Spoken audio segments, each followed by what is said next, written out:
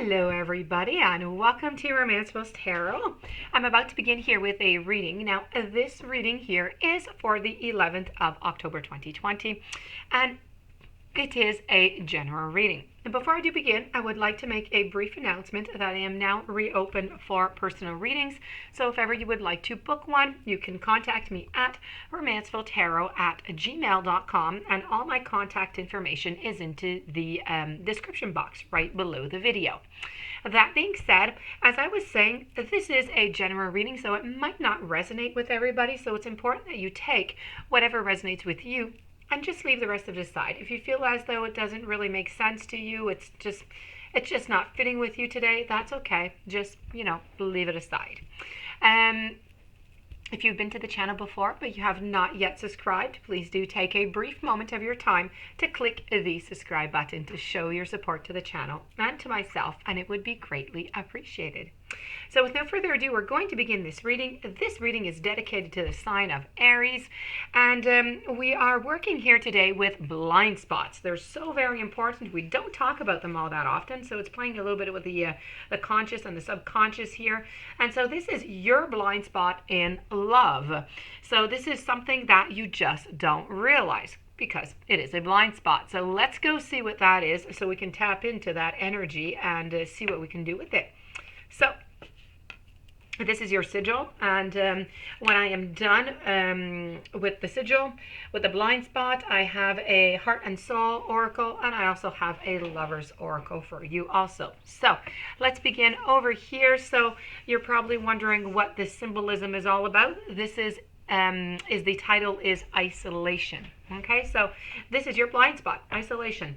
When you draw the sigil, right now you're isolating yourself. Now, either you're telling yourself that you aren't, or you are telling yourself that you need to go alone. Okay, you need to go with it alone when you really don't have to. You probably have all kinds of very understandable reasons why you're isolating yourself right now. But how could I say this? But people don't isolate for no reason. Let's put it that way, okay? So the isolation is not benefiting you, and it's making the situation at hand a little bit impossible right now. You might not be asking for help, but not accepting help, okay? So not communicating help with others, not including others in your decision, feeling that you need to do things on your own and avoiding people. No matter what the case may be, the situation at hand cannot be solved if you continue doing this, if you continue this behavior of keeping people out. You need to ask yourself honestly, how and why am I isolating myself? There's a common belief that people hold that happiness and love, and it should come from within, and should never be dependent on what anyone else does or anyone does not do. It tells that you and your well-being is not anyone else's responsibility. It is your responsibility. It tells you that every person needs to look after himself or herself, and that we need to learn to distance ourselves emotionally from others so that we can remain undisturbed by other people.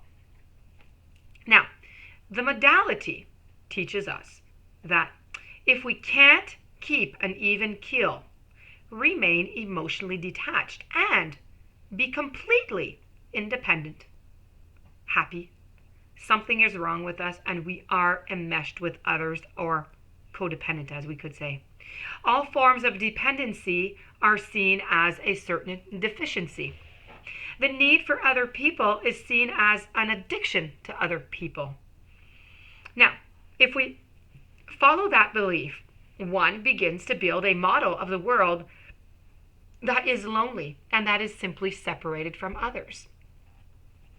When it seems like the message that the universe is giving you is that you can only rely on yourself and that you cannot have your needs met by others, remind yourself that this is not the universe's message or the universe's intention.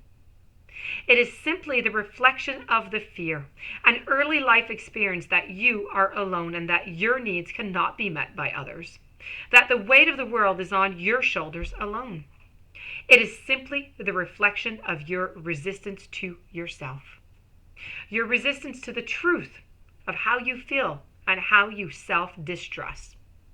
The reality is that you belong to a group of, let's say, species. Connection is a more important human need than even food or water. Otherwise, people who lose loved ones would not enter periods of grief when they felt no need for food. Loss of connection would not so often make people fail to thrive. We live in an interdependent universe where everything in existence is inextricably linked, but we have projected forth into the physical dimension. So, where our individual perspectives are creating our little subjective realities. We are all dependent on other things. We are not self-sufficient. We depend on the food that we eat. We depend on the air that we breathe. And we are dependent of one another. We need one another. There is nothing wrong with this. And when you draw this sigil, you have to stop isolating yourself.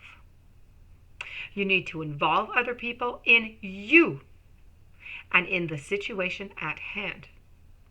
Instead of looking at the world in ways that isolate you, such as how people don't understand you and how you are different from them, look at the world in ways that connect you, such as people who do understand you and the ways in which you are the same as others.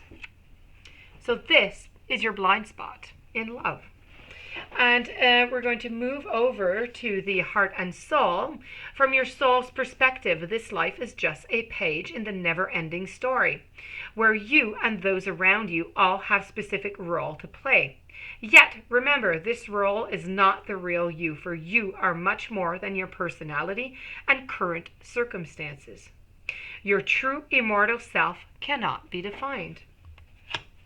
And to move over to the final oracle, which is the Lover's Oracle, it's important right now to take a step back and to spend some time alone. Instead of placing your focus on another, now is the time to give to yourself. So this was your reading, my dear friend Sagittarius, with your blind spot. I hope that you enjoyed it. I hope that you're going to be able to take some elements out of it and apply it to your relationship.